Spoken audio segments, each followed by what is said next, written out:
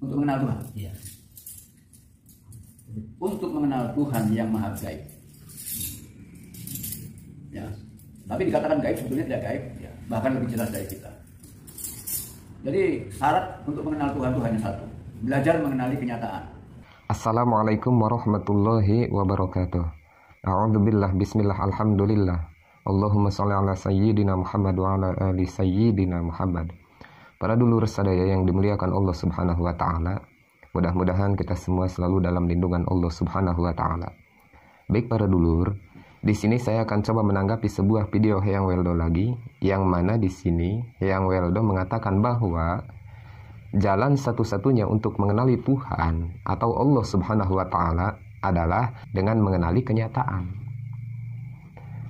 Begini para dulur, untuk mengenali Allah, untuk mengenali Tuhan kita, Allah Subhanahu wa taala, bukan hanya itu caranya. Bukan hanya dengan mengenali kenyataan, bukan. Justru dengan kita mengenali kenyataan, mengenali diri sendiri, mengenali apa-apa yang telah menjadi tanda-tanda maha kuasanya Allah, itu baru terbentuk rasa syukur. Belum mencapai mengenali Allah, belum mencapai mengenali Tuhan kalau kita berbicara ranah tasawuf, kalau kita berbicara ranah hakikat itu seperti itu. Karena apa? Untuk mengenali Tuhan, mengenali Allah Subhanahu wa taala, tidak cukup kita dengan mengenali diri kita sendiri, tidak cukup kita dengan mengenali kenyataan, tidak cukup. Ada banyak sekali makom-makom yang harus kita lewati. Ada banyak sekali makom-makom yang harus kita tempuh kalau kita berbicara di ranah tasawuf, dulur. Karena apa?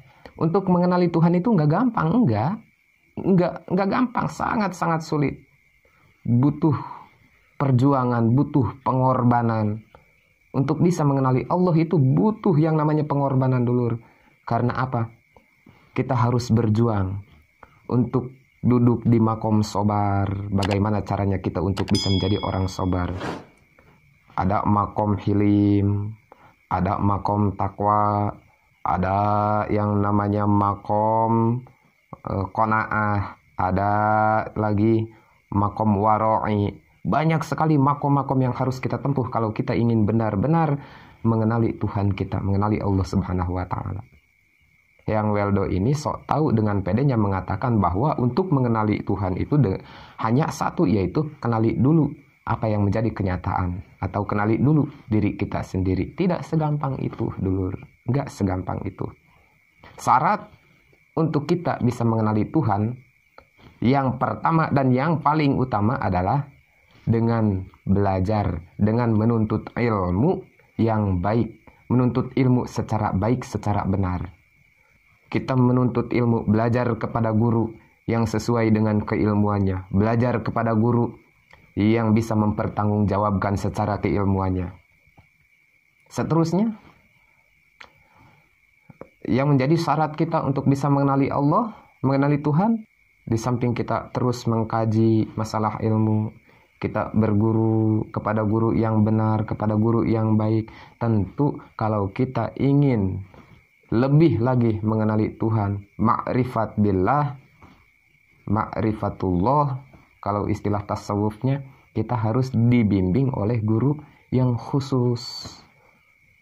Kalau bahasa santri mah harus bertorikoh.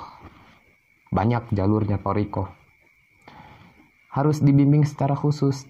Dinamakan gurunya itu guru mursyid. Apakah kita sudah bisa mengenali Tuhan kalau kita sudah dibimbing dengan guru yang khusus atau guru mursyid? Tidak. Butuh perjuangan, butuh pengorbanan, butuh proses yang sangat panjang, dulur. Di situ kita nanti dibaiat melalui zikir. Terus lafaz zikirnya kita nanti dituntun oleh guru kita. Misalkan di dalam lafaz zikir, la ilaha illallah. Di situ kita benar-benar harus bisa merasakan bahwa la ma'buda illallah, tidak ada suatu apapun yang aku sembah kecuali Allah. La matluba illallah, tidak ada yang aku cari apapun kecuali Allah. La maqsuda illallah, tidak ada yang aku maksud kecuali kepada Allah. La majuda illallah. Tidak ada yang ada kecuali Allah. Maksudnya apa? Sesuatu yang ada di dunia ini bukti atau tanda adanya Allah.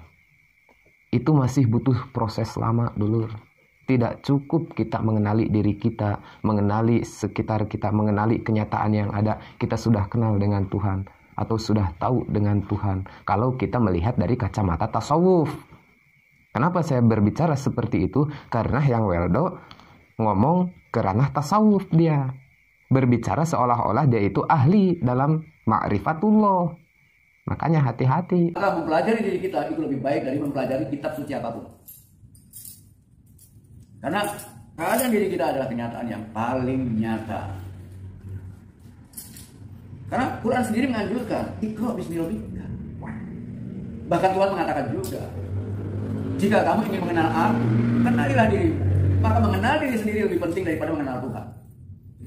Karena jalan untuk mengenal Tuhan yaitu dengan cara mengenal diri sendiri. Mengenali diri sendiri lebih baik daripada mengenali Tuhan. Itu pemahaman yang sangat-sangat sudah melenceng jauh dulu. Memang ada keterangan mengatakan bahwa man arafa nafsah faqad arafa rabbah. Wa man arafa rabbah faqad arafa nafsah. Siapa yang mengenali dirinya sendiri, tentu dia sudah pasti mengenali Tuhannya. Dan siapa yang mengenali Tuhannya, pasti dia sudah mengenali diri sendiri. Tapi maksudnya bukan ke arah situ.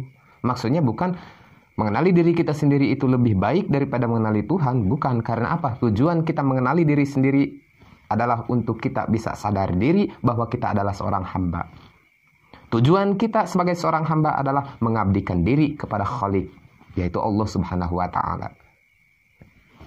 Tujuan kita untuk mengenali Tuhan adalah agar kita sadar diri bahwa kita adanya diadakan oleh Tuhan. Maksudnya kita diciptakan oleh Tuhan dan kita diciptakannya oleh Tuhan mengemban tanggung jawab, mengemban kewajiban, yaitu untuk apa? Untuk ibadah kepada Tuhan, untuk menyembah Tuhan, untuk selalu kita patuh kepada apa yang diperintahkan oleh Tuhan dan apa yang dilarang oleh Tuhan, kita patuh itu. Itu maksudnya. Kenali dirimu sendiri agar apa? Agar kita bisa merasa syukur. Contoh kita bisa merasa syukur itu, kita sudah diciptakan oleh Allah Subhanahu wa Ta'ala. Yang tadinya kita tidak ada, sekarang jadi ada. Kenali keadaan kita seperti ini. Oh, kita punya 2 tangan. Yang mana 2 tangan itu ada sikutnya, ada jari-jarinya, ada kiri, ada kanan. Bagaimana tangan ini untuk bisa syukur kepada Allah Subhanahu wa Ta'ala? Ketika datang waktu sholat, maka gunakan tangan ini untuk mengangkat, untuk takbiratul ihram. Allah. Kita punya kaki. Yang mana kaki ini digunakan untuk berjalan.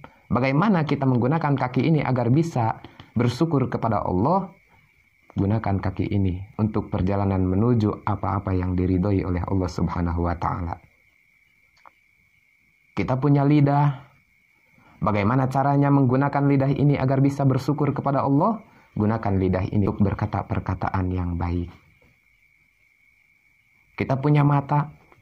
Bagaimana mata ini kita gunakan agar kita bisa bersyukur kepada Allah?